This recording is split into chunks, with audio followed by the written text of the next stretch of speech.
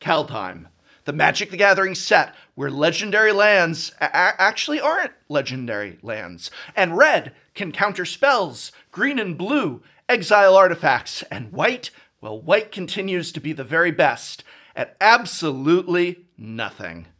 Honestly, in a set that's turning so many things upside down, it's nice to have some consistency. Thank you, white. You can go back to bed now. But this wild, unpredictable, rebellious, and metal set brings with it new power to one of my absolute favorite formats. No, not Pioneer. Gods, no. Modern, and I'm going to walk you through the top 5 best new Kaldheim cards for Modern, as well as a particularly spicy honorable mention. So buckle up and rock on. But first, a quick word about this video. This video is sponsored by Keeps, a subscription men's health brand for hair loss prevention. Now, before I begin, I want to be very clear that I've always believed strongly in the beauty of self. Be it how we dress ourselves or style ourselves, I celebrate and embrace the awesomeness of being that is you, as you want to be. I don't think people should dress in ties and jackets. That's just me. That's just how I want to be perceived. And I love and support those with dyed hair or ripped jeans or shaved heads. You are freaking cool as you want to be. Now, I mentioned shaved head, and as I said in a previous video, I was personally unhappy with how I looked when I shaved my own head for charity last year.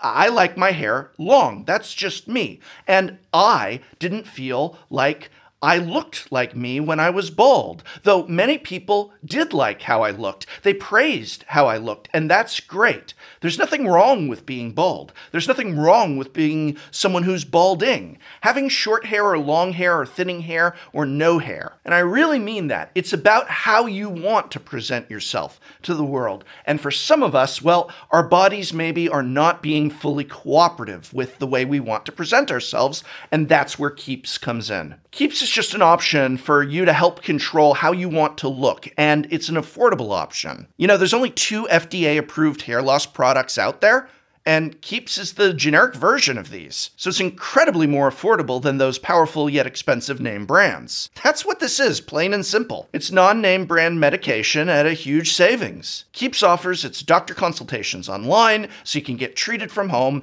and yes, you're working with licensed doctors. The medication is delivered right to your door, all of which makes for a safe, secure, and easy process. So if you're ready to take action and prevent hair loss, go to keeps.com/Tolarian or click on the link in this video's description and receive 50% off your first order. That's keeps.com/Tolarian. Remember, you are goddamn sexy as you are, as you want to be. For some of us, Keeps can help us shape ourselves as we want to be, as we choose, and save a few bucks along the way.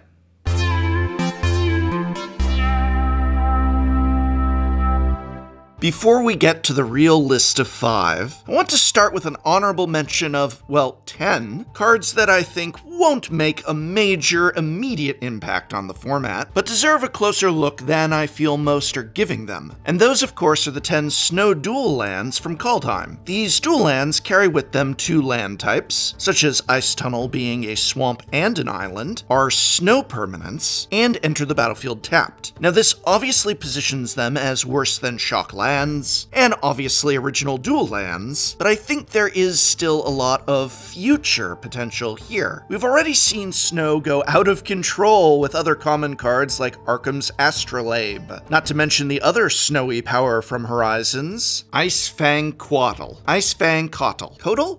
Coddle, I don't caredle, which brought with it a super snaky snow deck to Modern. With snow being more and more a recurring thing we see now, and with less and less hate against it, I think we are going to see the rise of Snow Matters and Snow Mana bases, and that's right where these cards will slot in. Already with the banning of Astrolabe, we have a turn 1 opening to fetch a snow duel as an excellent turn 1 snow play. And while these still may not have an immediate need in the format, I can see one day soon where someone sees a newly totally spoiled Modern Horizons 2, or perhaps returned to Kaldheim card and goes, hey, wait a second, we've got those snow duels. Thank goodness we got all 10, and at common no less. But let's talk about cards that will make an impact and matter immediately. And speaking of snow, Jorn, God of Winter / Kaldheim the Rhyme Staff is the modal DFC that comes in at number 5 on our list. But I do believe one side is the side that'll be seeing play far more than the other. See if you can guess which. On one side, we have Jorn, God of Winter, 2 generic and a green for a legendary snow creature, a 3/3 god. Whenever Jorn attacks, untap each snow permanent you control. And on the other, Kaldheim the Rhyme Staff, a generic, a blue and a black for a legendary snow artifact. Tap and you may play target snow permanent card from your graveyard this turn. If you do, it enters the battlefield tapped. My main attraction here is to Kaldheim, which slides into one of my favorite modern decks and lets me recur Icefang Quattle. Don't mind if I do. Perfect for Stoneblade or Sultai Euro builds. What's great about this is that Rhyme Staff says the creature we recur enters the battlefield tapped. But since Icefang has Flash, we can tap Rhyme Staff to play it from our graveyard during our opponent's end step, meaning it will untap and be ready to run on our turn. Jorn, God of Winter isn't that great, as there just aren't enough snow permanents Modern runs, currently anyway, to make this worth 3 mana. Still, with the snow permanent lands being something I see decks adopting eventually, Jorn might just come with them. And that gradual trend towards just running more and more when snow starts to matter and mana bases are snow manas, snow basics, snow permanents. This is Snowborn Muse, and it might just get a second look, but for now, the number 5 pick goes to Rhyme Staff. Coming in at number 4 is the Trickster God's Heist. Oh, Tibult, are you trying to be relevant? That's adorable. The Trickster God's Heist is 2 generic, a blue and a black, for an enchantment saga. With the first lore counter, you may exchange control of 2 target creatures. The second, you may exchange control of 2 target non-basic, non-creature permanents that share a card type. And the third and final, target player loses 3 life and you gain 3 life. Who cares about that one? Let's start with the first. Exchange control of 2 target creatures.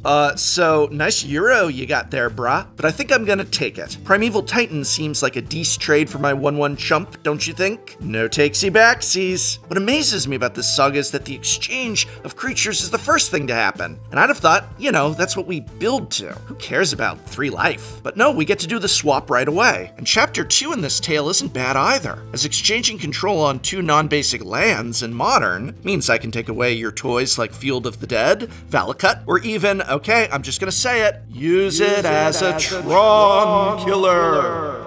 Probably not, though. But it still stops Tron. Kind of. Okay, it takes Euro, okay? Everything else is icing. Leave me alone. It's number 4, and I personally love it. Number 3 is not Tibult. It's Valki, God of Lies, who, wait a minute, it is Tibult. Tibult again? Let's take a look here. Valki, God of Lies, is 1 generic and a black for a legendary creature. When Valki enters the battlefield, each opponent reveals their hand. For each opponent, exile a creature card they revealed this way until Valki leaves the battlefield. You can also spend X, choose a creature card exiled with Valki with converted mana card X, and Valki becomes a copy of that card. The backside is the real splash, though. Very expensive at 5 generic, a black and a red, you get Tibult, Cosmic Imposter. As Tibult enters the battlefield, you get an emblem with you may play cards exiled with Tibult, and you may spend mana as though it were mana of any color to cast those spells. Starting loyalty is 5, and you can up it by 2 to exile the top card of each player's library, bring Tibult down 3 to exile target artifact or creature, or a full 8 to exile all cards from all graveyards. And add triple red. Okay, so Jund is back, baby. Now, the last time I talked about cool interactions, such as Vorinclex, making it so planeswalkers entered with double loyalty counters, far too many people in the comments questioned if I was correct. Answer, I was correct. But I'm gonna try and nip that right in the bud by showing Twitter proof from none other than WotC staff himself, Matt Tabak, confirming that yes, when you cascade into Valki, or any modal dual-faced card for that matter, you may cast either side. So what this means is that you can cast Bloodbraid Elf into Valki, but choose instead to put 7 mana Tibult right into play. Holy cow. Like I said, Jund is back. Like I also said, baby. Some say it never left. Speaking of Cascade, our number 2 is essentially just that. Only so much more. Oh my god, it's Tivolt again! This video was so close to just being the top 5 Tivolt cards from Kaldheim. Compensating much, little buddy? Oh, come on. Tibolt's Trickery is our number 2, and it only costs 2, a generic and a red, to counter target spell. Red gets to do splashy things, just like blue does sometimes, and certainly green, even black. And no one else. Choose 1, 2, or 3 at random. Its controller mills that many cards, then exiles cards from the top of their library until they exile a non-land card with a different name than that spell. They may cast that card without paying its mana cost. Then they put the exiled cards on the bottom of their library in a random order. Now, much has been made of the combo potential here, but honestly, I think the real power of Tibolt's Trickery is as a counterspell. It's just too random to try that combo, where the goal is to, you know, pull off a turn 3 Emrakul, but you can't hit another Tibolt's Trickery or Fizzles or any number of things that can disrupt it, and so you start getting into all these crazy ways to set up that play. No. This can't happen reliably. It'll happen on someone's stream, I'm sure, and when it does, it will be glorious, but it's not going to happen reliably enough for the rest of us. And yes, like most horrible things, this works very well with Teferi Time Raveler, but if you're already in blue, I'm not sure kooky counterspells are really what you're looking to add to control. No, friends. We want reliability, and what can happen reliably with this tricky card is for non-blue decks to access a counterspell. Specifically, red and white hate bears, or other death and taxes variants. Whether existing already or a slight new variation that will make use of spells like this with Rule of Law to prevent our opponents from casting any free spells, doesn't matter what they hit. In fact, when Rule of Law is in play, this really is just a straight up counterspell in red for a red and a generic. Yes please. And I think everyone's just too distracted by the combo craziness to see that as its real strength. Which it is. Is this bozo broken? No. But it is one of the best cards to come out of Kaldheim for Modern, and Red and Boros decks are going to love it. But as for number 1, no, it's not Tibult again. It is instead an overlooked tribal lord, shifting unexpectedly into the best slot, and that card is Realm Walker.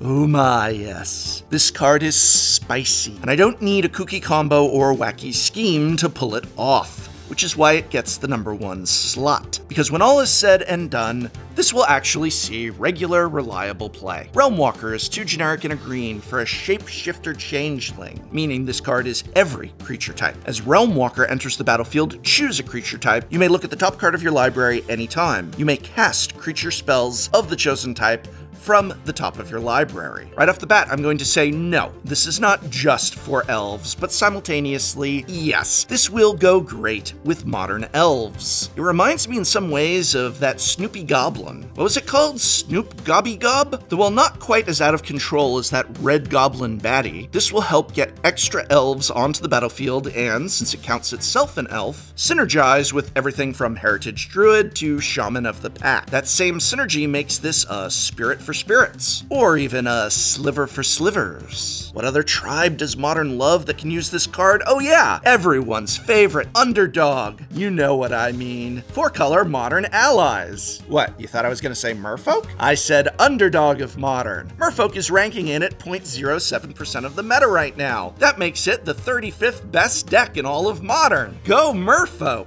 Though I suppose Tropical Fish could still come back and use this for a little extra oomph. Any tribal that uses green, oh no, humans use green, don't they? Oh, it just goes into humans. There's just so many ways for this to go and homes for it to go into, and while Kaldheim may not be format warping like many sets of the last few years were, I think its power levels are just right for these great new toys for us to brew with. So now what do you think? I want to hear from you. Do you think there are cards in Kaldheim that I missed that are going to have an impact in Modern? What cards and why? And most importantly, where do you see them coming into play? Let me know in the comments below. And special thanks once again to Keeps. If you're ready to take action and prevent hair loss, go to keeps.com/Tolarian or click the link in the description to receive 50% off of your first order. That's KEEPS.com/Tolarian. Thank you, Keeps, for sponsoring this video.